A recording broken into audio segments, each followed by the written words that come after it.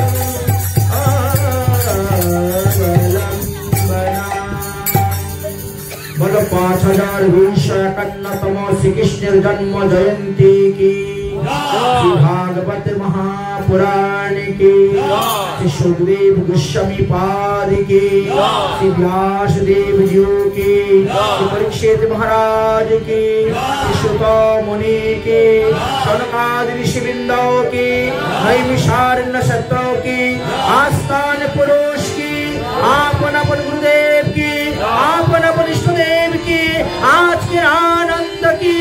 जय जय श्री राधे।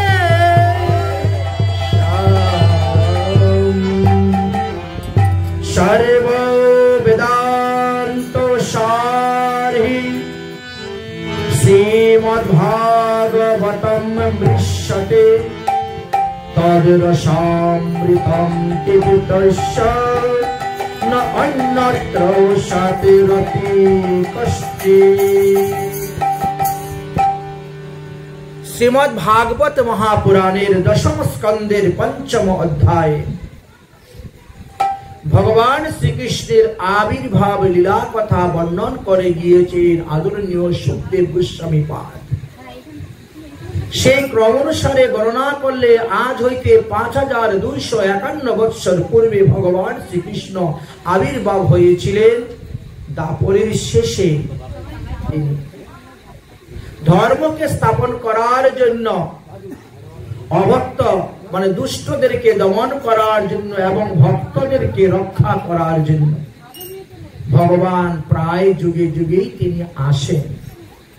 লীলা পুরুষোত্তম রূপে তিনি আসেন, লীলা করে যান। ভগবানের অবতার অনন্ত অনন্ত অবতার। তার অনন্ত অবতারের কথা কেউ গণনা করে বলতে পারবে না, শেষ করতে পারবে না। কারণ এক একটা ব্রহ্মাণ্ডের মধ্যে ভগবান এক এক রূপে অবতীর্ণ হয়েছেন এক একটা কার্য সাধন করার জন্য। তাই অনন্ত অনন্ত ব্রহ্মাণ্ড, অনন্ত অনন্ত ব্রহ্মাণ্ডে অনন্ত অনন্ত রূপে অনন্ত অবতার নিয়েছেন। যার কারণে সুখদেব গোস্বামী পাদ ভগবানের মুখ্যতম 24টা অবতারের কথা বর্ণন করে গিয়েছেন। সেই 24টা অবতারের কথা বর্ণন করতে করতে তিনি কি করলেন, শেষে গিয়ে বললেন এতে চাংশু কলা পুংসু কৃষ্ণস্তু ভগবান স্বয়ং। ভগবান শ্রীকৃষ্ণ কি স্বয়ং ভগবান। এবার বললেন যে স্বয়ং ভগবান, তো তিনি ব্রহ্মার একদিনের মধ্যে একবার মাত্র তিনি আসেন। স্বয়ং ভগবান ব্রহ্মার একদিনের মধ্যে একবার মাত্র আসেন। তাই ভগবান শ্রীকৃষ্ণচন্দ্র তিনি এসেছেন, লীলা করেছেন। কিন্তু পরবর্তী সময়ে দেখা গেল শাস্ত্রে আরো একটি কথা উল্লেখ করলেন। বললেন যেই দাপরে হয় কৃষ্ণ অবতার, তার পরের কলিতে গৌর চন্দ্রের বিহার, অর্থাৎ গৌরাঙ্গ মহাপ্রভুর অবতারের কথাও সেখানে তুলে ধরলেন। শ্রীমদ্ ভাগবত মহাপুরাণের একাদশ স্কন্ধে 32 অধ্যায়ের 5 নম্বর শ্লোকেতে আছে যে ভগবান অবতার লীলা আলোচনা করতে গিয়ে বললেন যে কৃষ্ণ বর্ণ তিসা ও কৃষ্ণ সাঙ্গ উপাঙ্গ অস্র পার্ষদম যজ্ঞে সংকীর্তন প্রায়ই যজন্তি সুমেধসা। নিমি মহারাজে এক বিশাল যজ্ঞ করেছিলেন। সেই নিমি মহারাজের যজ্ঞ দর্শন করার জন্য নবযুগেন্দ্র গিয়েছিলেন। নিমি মহারাজ নবযুগেন্দ্রকে 9টি প্রশ্ন করেছিলেন। তার মধ্যে যিনি করভজন তিনাকে প্রশ্ন করেছিলেন যে কলিযুগের মানুষ কিভাবে সাধন ভজন করবে। তিনি তখন বলছিলেন কলিযুগে যারা সুবুদ্ধিমান মানুষ তারা কৃষ্ণ বর্ণ অর্থাৎ হরে কৃষ্ণ মহামন্ত্র কীর্তন করবে। তৃষা ও কৃষ্ণ কালো বর্ণ নয়, গৌর বর্ণ তনু গৌর সুন্দরের উপাসনা করবেন। কৃষ্ণ বর্ণ তৃষা ও কৃষ্ণ সাঙ্গ উপাঙ্গ অস্ত্র পার্ষদ, শুধু গৌর সুন্দর নয়, তার অঙ্গ নিত্যানন্দ এবং অদ্বৈত, উপাঙ্গ গদাধর, শিবা, স্বরূপ দামোদর আদি ভক্তবৃন্দ 64 মহান্ত অঙ্গ উপাঙ্গ। অস্ত্র বলে কলিযুগে অস্ত্র বলতে একমাত্র হরিনাম। রামাদি অবতারে নানা অস্ত্র ধরে পাপীকে করেছেন সংহার, আর কলিযুগে বলছেন এবে নাহি অস্ত্র ধরব, প্রাণে নাহি কাউকে মারব, চিত্ত শুদ্ধি করিব সভার। মহাপ্রভু আসার আগে আরো অনেক অনেক মহাজনগণ এসেছিলেন, কিন্তু কেউ চিত্ত শুদ্ধির কথা বলে যান নাই। মহাপ্রভু আসলেন এবং তিনি চিত্ত শুদ্ধির কথা বললেন। বললেন চিত্তকে যদি শুদ্ধ করতে পারো তাহলে তুমি ভগবত পাদপদ্ম লাভ করতে পারবে।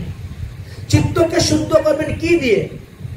আপনি যদি স্নান করেন আপনার দেহ শুদ্ধ হবে বাইরে, আপনি যদি দান করেন তাহলে আপনার ধন শুদ্ধ হবে, আপনার হাত শুদ্ধ হবে, আর আপনি যদি হরিনাম করেন তাহলে আপনার মন শুদ্ধ হবে, আপনার চিত্ত শুদ্ধ হবে। তাই হরিনামের কথা বর্ণন করে গেলেন। শ্রীমদ্ ভাগবত মহাপুরাণের একেবারে শেষ শ্লোক কি বললেন? নাম সংকীর্তনয়স্য সর্ব পাপ প্রণাশনম প্রণামো দুঃখ শমনস্তং তং নমামি হরি পরম। এই নাম সংকীর্তন করলে কি হয়? নাম সংকীর্তন জৈস্য সর্ব পাপ প্রণাশনম। আপনি যত পাপ করেছেন, ইহকালে যত পাপ করেছেন, পূর্ব জন্মে যত পাপ করে এসেছেন, পূর্ব জন্মে যত পাপ করেছেন, সমস্ত পাপের নাশ হয়ে যায় এই হরিনাম কীর্তনের দ্বারা, হরিনাম শ্রবণের দ্বারা। সেই হরিরই অবতার আমাদের আগামী কল্য। তাই আগামী কল্য আমাদের ব্রত থাকতে হয়। একাদশী ব্রত আমরা যেভাবে করি সেইভাবেই ব্রত থাকতে হয়। ব্রতের দিবসে দন্ত ধাবন করা নিষিদ্ধ। ব্রতের দিবসে চুল, দাড়ি, নখ, মুছ, লুম কাটা নিষিদ্ধ। ব্রতের দিবসে সাবান, সুটা, খার বস্তু ব্যবহার করা নিষিদ্ধ। ব্রতের দিবসে সর্ষের তেল গায়ে মাখা নিষিদ্ধ। ব্রতের দিবসে চা, পান, বিড়ি, সিগারেট, গুটখা, তামাকু আদি মাদক দ্রব্য সেবন করা নিষিদ্ধ। ব্রতের দিবসে পঞ্চ রবিশস্য ভোজন করা নিষিদ্ধ। ব্রতের দিবসে স্ত্রী সহবাস করা নিষিদ্ধ। ব্রতের দিবসে দিনের বেলা ঘুমানো নিষিদ্ধ। এই জন্য এই সমস্ত নিয়ম রক্ষা করে যদি আপনি আগামী কল্য ব্রত করতে পারেন তাহলে 1 কোটি জন্মের যত পাপ আছে সমস্ত পাপ থেকে আপনি মুক্তি লাভ করতে পারবেন। যদি এই সমস্ত নিয়ম পালন করে আপনি ব্রত করতে পারেন তাহলে 1000টা একাদশী ব্রত করলে যেই ফল হয় সেই ফল আপনি লাভ করতে পারবেন। এটা আমার মুখের কথা নয়, এই ভগবানের মুখনিসৃত বাণী। মহাপ্রভু স্বয়ং ভগবান হওয়া সত্ত্বেও তিনি একাদশী ব্রত করে গিয়েছেন। ভগবান কৃষ্ণচন্দ্র একাদশী ব্রত করে গিয়েছেন। ভগবান রামচন্দ্র একাদশী ব্রত করে গিয়েছেন। কেন? আপনি আচরি ধর্ম জীবের শিখায়, আপনি না আচরিলে শিখানো না যায়। তাই নিজে আচরণ করে জীবকে শিক্ষা দিয়েছেন। আমাদের মধ্যে অনেকেই বলেন জগন্নাথ পুরীতে একাদশী ব্রত নাই। এটা সুসিদ্ধান্ত নয়। জগন্নাথের জন্য একাদশী ব্রত নাই। জগন্নাথ ভগবান, ভগবানকে 56 ভোগ 34 ব্যঞ্জন রান্না করে দেওয়া যায়, কিন্তু আমার মতো জীব যারা তাদের জন্য একাদশী ব্রত আছে এবং করতে হবে। মহাপ্রভু স্বয়ং করে গিয়েছেন। মহাপ্রভু এসে আমাদেরকে এই হরিনাম মহামন্ত্র দিয়েছেন। এই যে আমাদের ঋগ্বেদ, আমাদের ঋগ্বেদে কলির সন্তরণ উপনিষদে হরিনামের কথা লেখা আছে। কলিযুগের তারক ব্রহ্ম নাম কি ছিল লেখা? হরে রাম রাম রাম হরে হরে, হরে কৃষ্ণ কৃষ্ণ কৃষ্ণ হরে হরে। কলিযুগ পাবনবতার গৌরাঙ্গ মহাপ্রভু দেখলেন এত বেদের মন্ত্র, বেদ মন্ত্র ক্ষত্রিয়, বৈশ্য, শূদ্র, দূষিত, স্ত্রীলোক তারা তো উচ্চারণ করার অধিকার নাই। তাহলে তারা উদ্ধার হবে কেমন করে? আমি যে হরিনাম দিয়ে উদ্ধার করার জন্য এসেছি, আমি যে হরিনামের নৌকা সাজিয়ে নিয়ে এসেছি। তখন মহাপ্রভু কি করলেন? নিচের লাইনটাকে উপরে নিয়ে গেলেন আর উপরের লাইনটাকে নিচে নিয়ে আসলেন। এনে বললেন যে এখন আর ওটা বেদের মধ্যে রইল না, তোমরা সবাই হরে কৃষ্ণ কৃষ্ণ কৃষ্ণ হরে হরে, হরে রাম রাম রাম হরে হরে, এই 16 নাম 32 অক্ষর হয় মহামন্ত্র। ইহা জপ গিয়া সবে করিয়া নির্বন্ধ। অর্থাৎ হরিনাম জপনীয় এবং কীর্তনীয়। হরিনাম সংখ্যাপূর্বক জপ করতে পারবেন এবং উচ্চস্বরে আপনি কীর্তনও করতে পারবেন। দুটা বিধানের কথা বললেন। তাহলে এই গৌরাঙ্গ মহাপ্রভুকে, যিনি বৃন্দাবনে শ্রীকৃষ্ণ, যিনি বৃন্দাবনে রাসলীলা করেছিলেন, তিনি 3 বাঞ্ছা পূর্ণ করার জন্য এখন গৌর রূপে এসেছেন। এসে তিনি কি করেছেন? রাধা প্রেম, ব্রজ প্রেম আমাদেরকে দিয়ে গিয়েছেন, রাগানুগা ভক্তি আমাদেরকে দিয়ে গিয়েছেন। রূপ সনাতন আদি গোস্বামীর দ্বারা এই সমস্ত প্রচার করে গ্রন্থ আকারে লিপিবদ্ধ করে গিয়েছেন। আজ যদি মহাপ্রভু না আসতেন তাহলে আমরা এই রাধা কৃষ্ণর ভজন জানতে পারতাম না, আমরা বৃন্দাবনকে চিনতে পারতাম না, কারণ সমস্ত কিছু লুপ্ত হয়ে গিয়েছিল।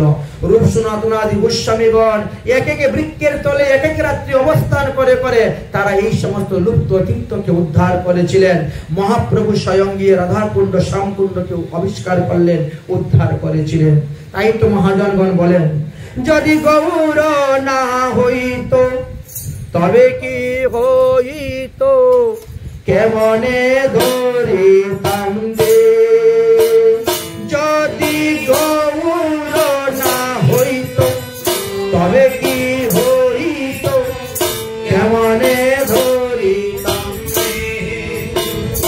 আমি কেমনে ধরিতাম দে, কেমনে ধরিতাম দে। আরে শ্রী রাধার মহিমা প্রেম রস সীমা, শ্রী রাধার মহিমা প্রেম রস সীমা, শ্রী রাধার মহিমা প্রেম রস সীমা, শ্রী রাধার মহিমা প্রেম রস সীমা। জগতে জানাই তো কে গো, জগত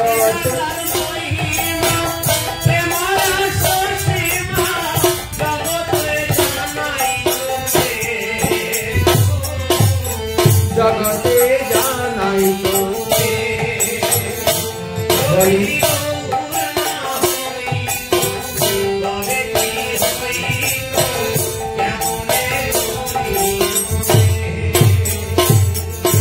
মধুর জিন্দা বিপিন মাধুরী, মধুর প্রবেশ চাতুরী সার, প্রবেশ চাতুরী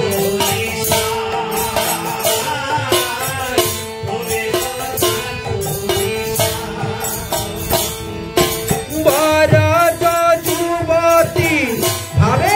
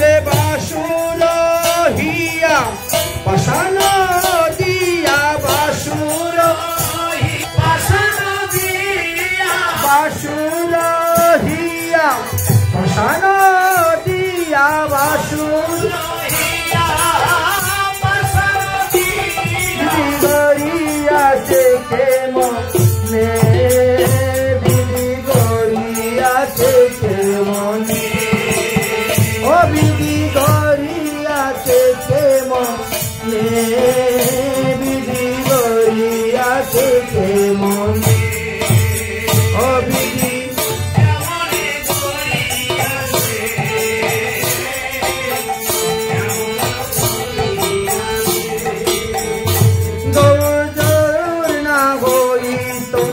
তবে কি হইত কেমনে ধরিতাম যদি গৌরা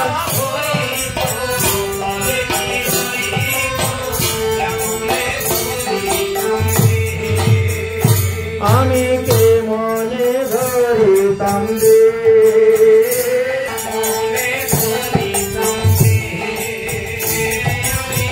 কেমনে ধরিতাম।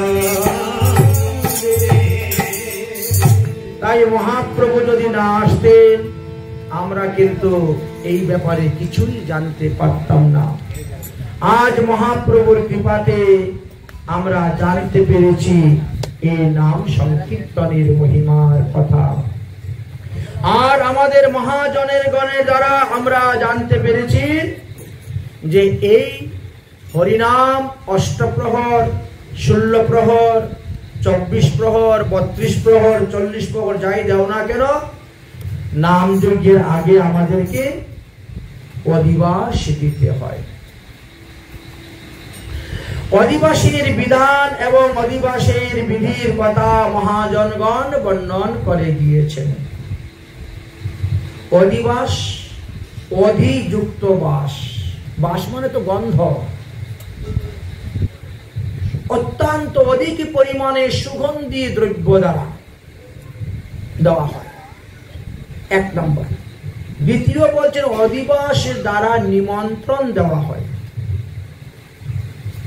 নিমন্ত্রণ মহাপ্রভুর সমস্ত পার্ষদগণ, পরিকরগণ, শ্রীকৃষ্ণের পার্ষদগণ, পরিকরগণ সবাইকে আহ্বান করা হয়, নিমন্ত্রণ দেওয়া হয়। এমনকি দেব দেবী থেকে আরম্ভ করে সবাইকে নিমন্ত্রণ দেওয়া হয় যে আপনারা আসুন, আমাদের এখানে অষ্টপ্রহর নামযজ্ঞ হইবে।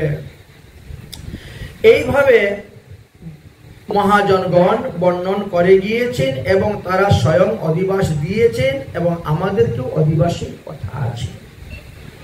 অধিবাস দিতে গেলে আমাদেরকে বলছেন ফুল ও মঙ্গল সন্ধ্যাকালে, বেশি রাত্রে পরে অধিবাস দিলে হবে না, সন্ধ্যায় সন্ধ্যায় অধিবাসটা দেওয়া উত্তম। এটি ভগবানের আদেশ, ভগবান মহাপ্রভুর আদেশ। অদ্বৈত প্রভুকে এই কথাই বলেছিলেন। অধিবাসী আমরা কি করি? নামযজ্ঞের পঞ্চতত্ত্বের জন্য 5টা আসন, রাধা গোবিন্দের জন্য 2টা আসন, আর গুরুদেবের জন্য 1টা আসন, এই 8টা আসন দেওয়া হয়। যদি কারো সমর্থ থাকে 8টা আসনের সামনে 8টা ঘট স্থাপন করতে পারেন। অসমর্থ হলে তিনি 1টা মাত্র ঘট স্থাপন করতে পারেন, ব্রহ্মঘট, আর 2টা দ্বার ঘট। যদিও দ্বার ঘটকে জয় বিজয় রূপে সবাই কল্পনা করে পূজা করেন, কিন্তু আমাদের গোস্বামী মতে, বৈষ্ণবীয় মত অনুসারে দ্বার ঘটে থাকেন মহাদেব আর হনুমান। এই দুজনকে পূজা করা হয়ে থাকে, তাদেরকে আহ্বান করা হয়ে থাকে, তাদেরকে ফুল চন্দন দেওয়া হয়ে থাকে। যাই হোক, বিভিন্ন স্থানে বিভিন্ন রকম নিয়ম আছে, বিভিন্ন রকম রীতিনীতি আছে, কিছু দেশাচার আছে, কিছু কুলাচার আছে, আর কিছু শাস্ত্রীয় বিধি আছে। তো অধিবাস দিতে গেলে প্রথমত আমাদেরকে গঙ্গা আনয়ন করতে হয়। গঙ্গা পূজা, গঙ্গা আনয়ন করা হয়, ঘট স্থাপন করা হয়, ঘটেতে সবারকে আহ্বান করে পূজা করা হয়, পূজার পরে ভোগ দেওয়া হয়, আরতি করা হয়, তারপরে অধিবাসীর পদ ধরা হয়।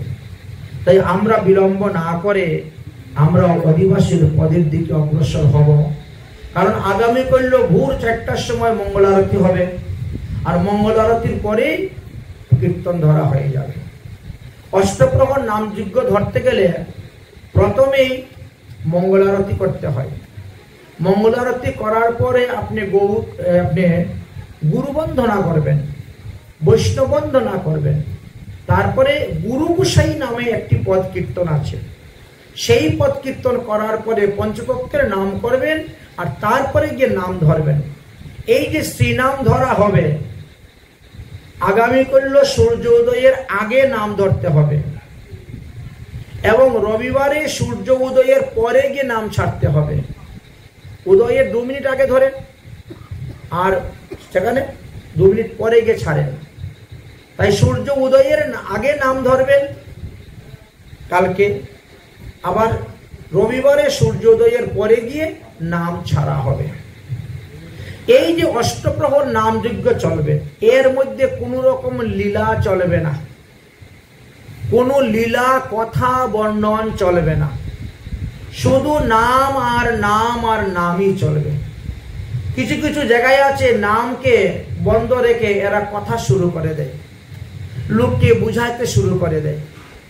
লোককে বোঝানোর জন্য এই জন্য আগের থেকে পাঠ কীর্তন, নাম যজ্ঞের 2 দিন 3 দিন 4 দিন 5 দিন আগে থেকে পাঠ কীর্তন করেন, খুব বুঝান। নামের মধ্যে যদি করেন তাহলে এতে রসভঙ্গ হয়ে যায়, নামের সংখ্যা একে কম হবে, দ্বিতীয়ত নাম অপরাধ হয়ে যায় আমাদের। তাই নাম যখন চলবে তখন কোনো লীলা নয়। লীলা যদি কেউ করার ইচ্ছা হয়, রবিবারে খুব লীলা করেন। যদি কেউ লীলা কীর্তন জানেন তো করেন, রাধারানী সূর্য পূজা করেন, রবিবারে সূর্য পূজার দিন ভালো দিন। হ্যাঁ, মাথুর লীলা করেন, নৌকাবিলাস লীলা করেন, কুঞ্জভঙ্গ লীলা করেন, রাস লীলা করেন, অসুবিধা নেই। কিন্তু নামের মধ্যে লীলা ঢুকাতে যাবেন না, নাম নামই থাকবে। যদিও কোনো কোনো জায়গায় হচ্ছে হোক, তাতে আমাদের কিছু নয়, কিন্তু আমরা যেটা সংকল্প নিয়ে আগামী করব তার মধ্যে কেউ কখনো নাম ছেড়ে কোনো কথা বলবেন না। যতক্ষণ আসরে বসবেন ততক্ষণই নাম করুন। কথা বলতে হলে আসর থেকে উঠে গিয়ে খুব কথা বলুন, মোবাইল আসবে, ফোন আসবে, আসে বিষয় তো আছে সবারই, তো সেই দিক থেকে লক্ষ্য রাখতে হবে। আমরা এই বিষয়ে কয়েকটি আপনাদেরকে অবগতের জন্য বলে দিলাম, আপনারাও সেইভাবেই কাজ করবেন। এসো গৌরাঙ্গ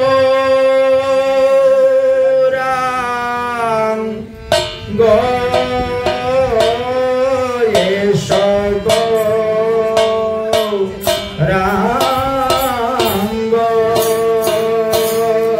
এসো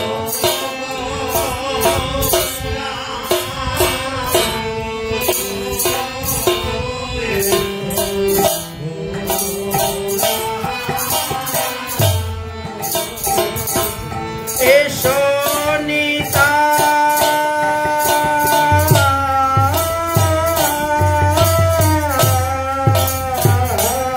এসো গৌরাঙ্গ এসো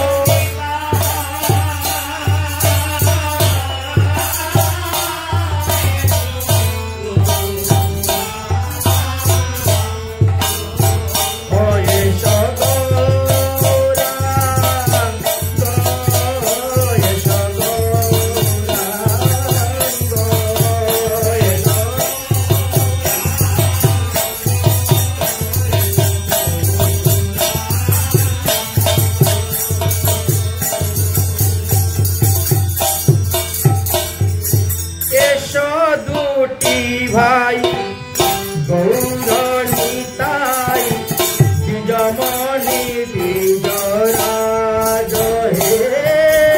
এসো দুটি ভাই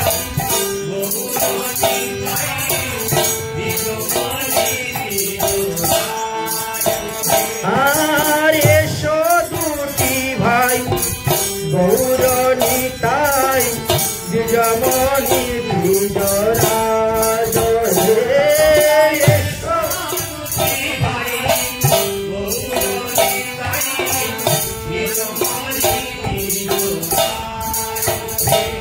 আমার আর কেহ নাই, আর কেহ নাই, আর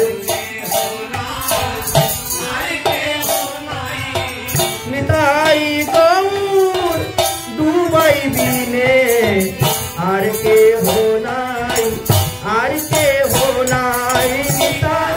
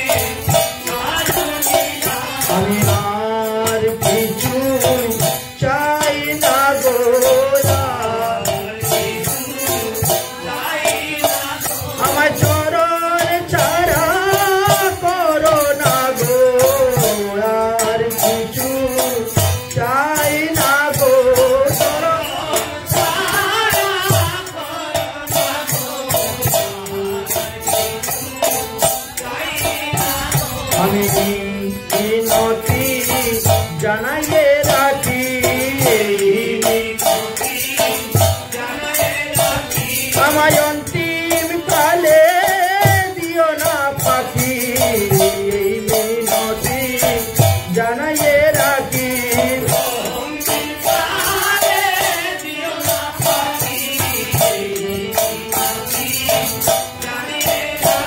আমায় চরণ ছাড়া করো না গোচর,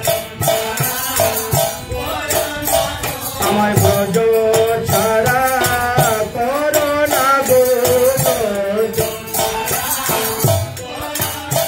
বলে এই জন্মে নয় জন্মে জন্মে চরণ ছাড়া করো না গো,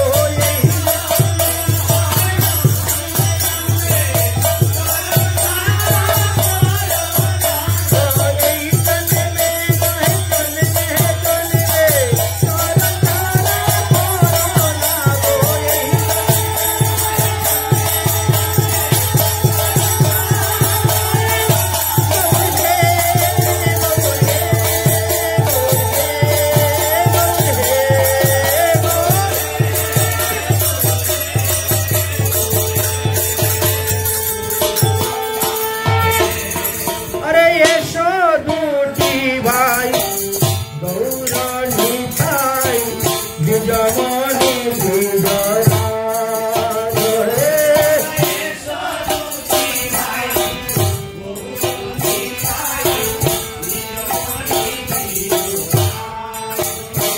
तुम्हार भाई निताई के संगे निये भाई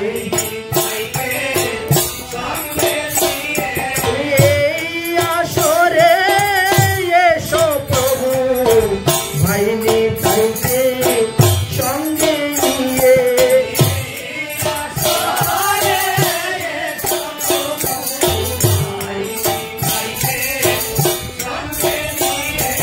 गदाधर के बामे करे गधा,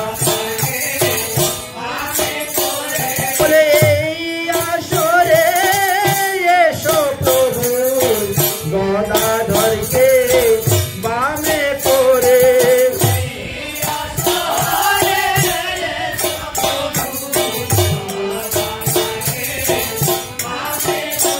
তোমার পঞ্চতত্ত্ব সঙ্গে নিয়ে পঞ্চ,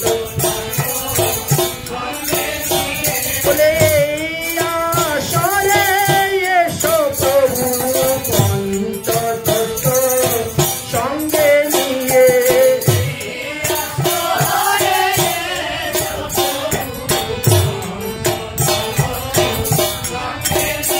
তোমার 64 মহান্ত সঙ্গে নিয়ে 64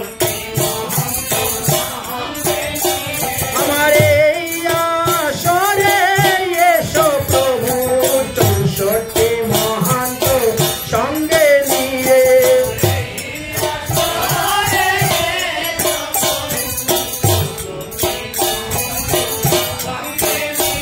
তোমার অষ্ট কবিরাজ সঙ্গে নিয়ে, অষ্ট আমার এই আসরে এসো প্রভু অষ্ট কবিরাজ সঙ্গে নিয়ে,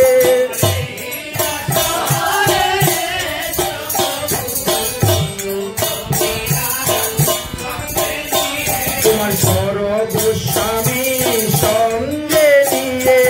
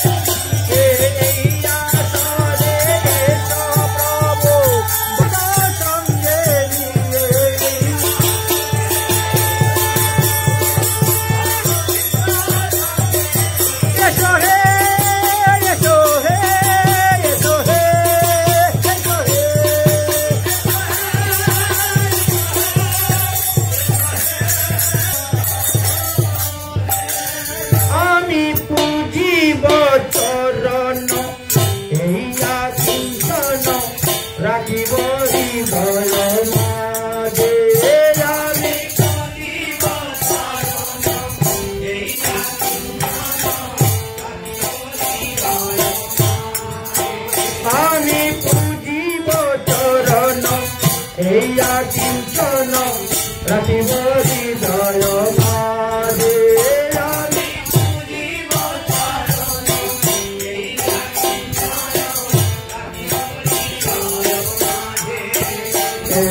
বৃন্দাবনে কানাইয়ার পোলাই বৃন্দাবনে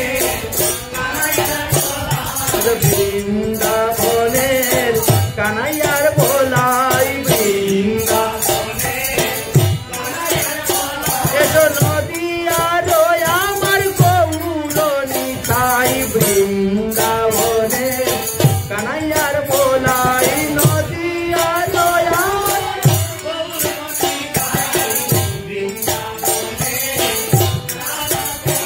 তোমরা আসিলে নন্দ হবে আসিলে আমার নিরানন্দ দূরে যাবে আসিলে নন্দ হবে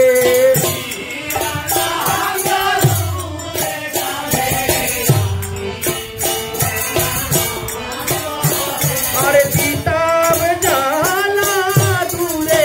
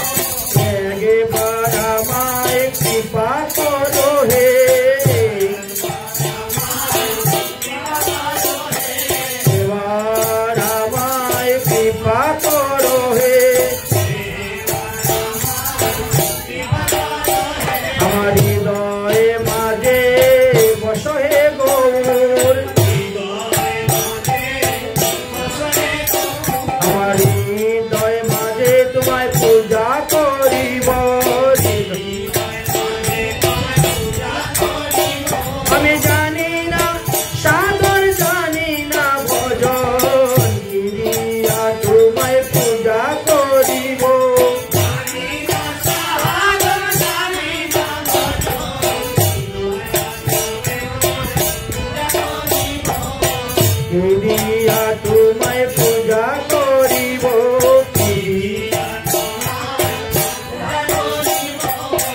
দিয়া তোমায় পূজা করিব।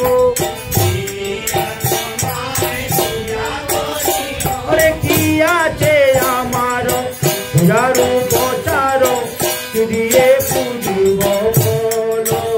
রাবণ কি আছে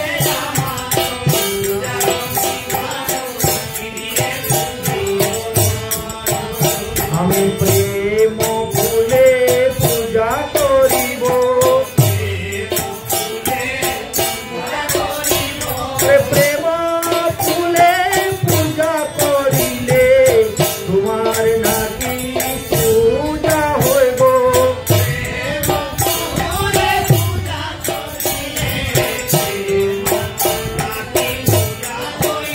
যারা প্রেমের দ্বারা পূজেছিল,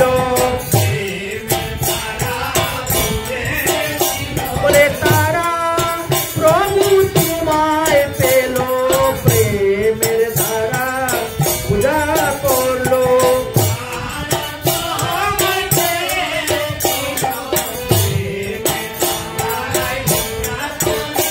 তুমি জগনের শিরোমণি বিজয়,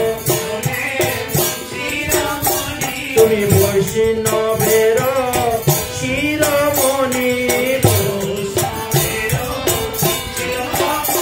তুমি এই জগতের চিন্তামণি, বৈষ্ণবের শিরোমণি।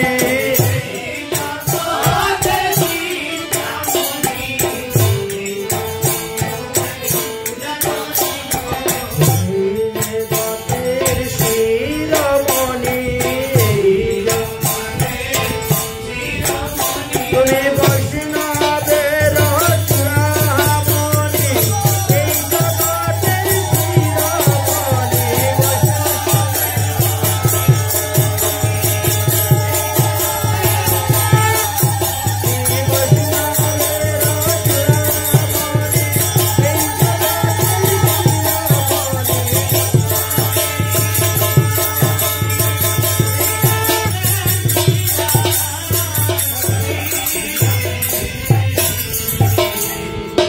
হৃদয়ে করুণা কর, জিহ্বায় বলাও বাণী,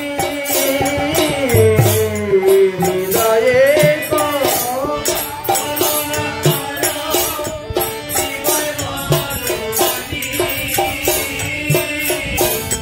ভালো মন্দ হিতে আমি কিছু নাহি জানি,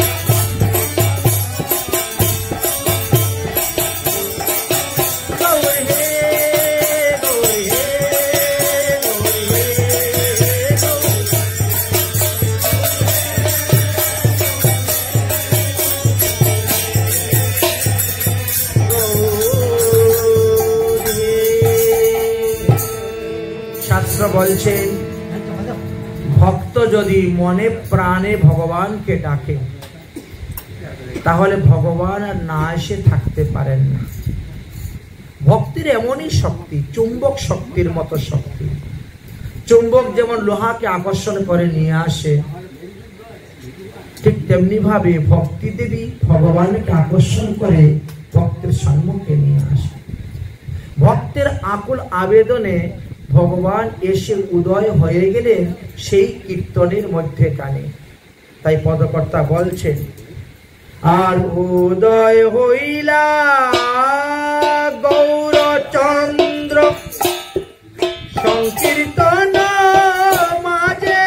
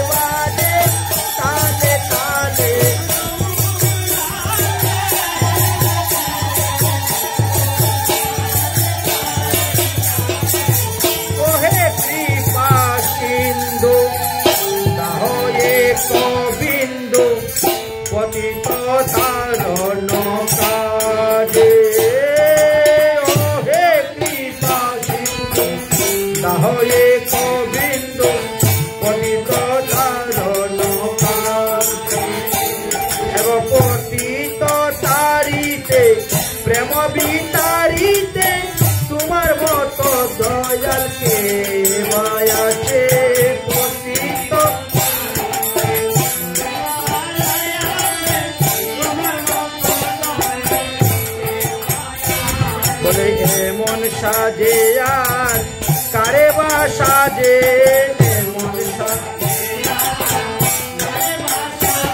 আরে নিতাই গৌর দু ভাই বিনে এমন সাজো আর কারে বা সাজে।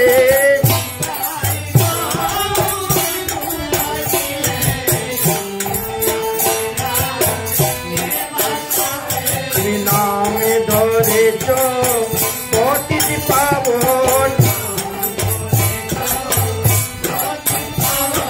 পতিত উদ্ধারের কারণ, নাম ধরেছ পতিত পাবন।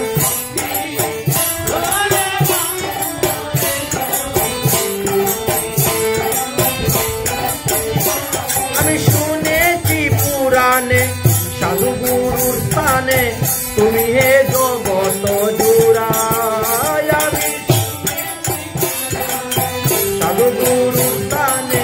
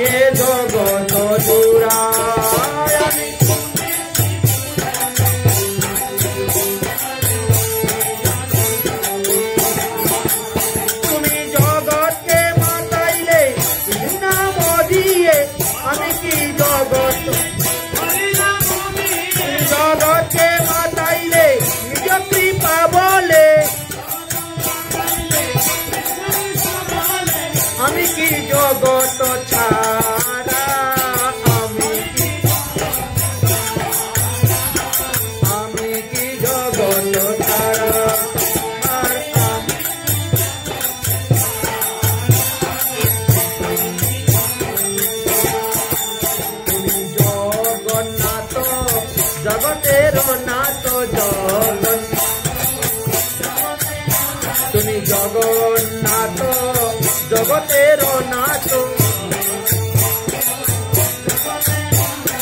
আমি কি জগত ছাড়া